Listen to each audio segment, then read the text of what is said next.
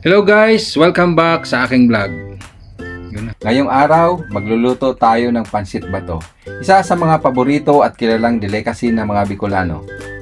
Para sa mga hindi taga Bicol at sa mga hindi pa nakakatikim ng pansit bato, ibabahagi ko po sa inyo kung paano ito lutuin ng simpleng paraan. Ang pansit bato ay nagmula sa bayan ng Bato, Camarines Sur, kaya dito rin hinango ang pangalan nito. At ngayon, simulan na natin ang pagluluto. Ang mga sangkap na gagamitin natin ay pansit bato, baboy, pasayan o hibi, sibuyas, bawang, oyster sauce, mga gulay, asin, toyo, paminta. Paraan ng pagluluto. Una, magpainit ng kawali at maglagay ng mantika.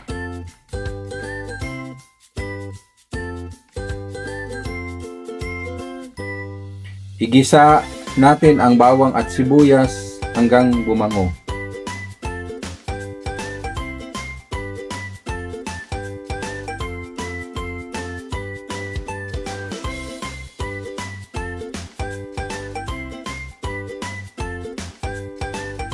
Pagkatapos, idagdag natin ang pasayan o dried shrimp para lumabas ang linamnam. Lagyan natin ng toyo, carrots, repolyo, at pechay. At dagdagan ulit ng toyo para lumasa.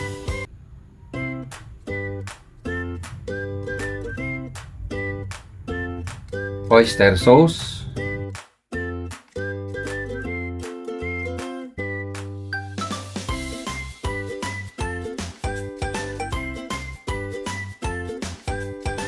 asin,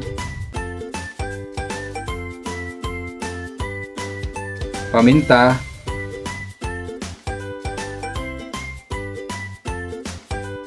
dagdagan ng suka,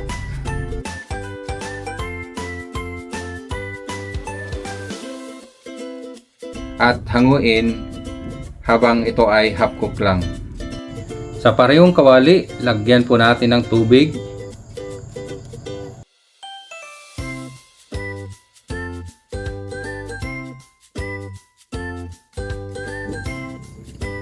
Dagdagan ng konting toyo.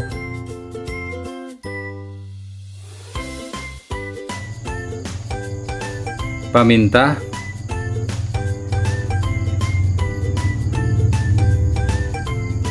Garlic powder.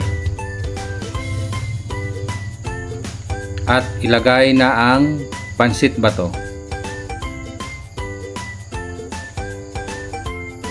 Mapapansin ninyo sa aking pagluluto, hindi na ako nagdagdag ng pangpalasa dahil para sa akin sapat na ito.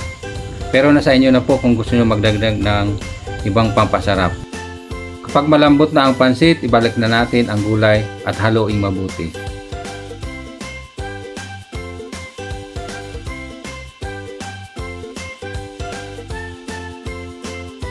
At ayan na po, luto na ang ating pansit bato. Mas masarap po ito kapag mainit pa. At syempre, mas lalong masarap pa pag may diluguan. Kaya tara na at kumain na tayo.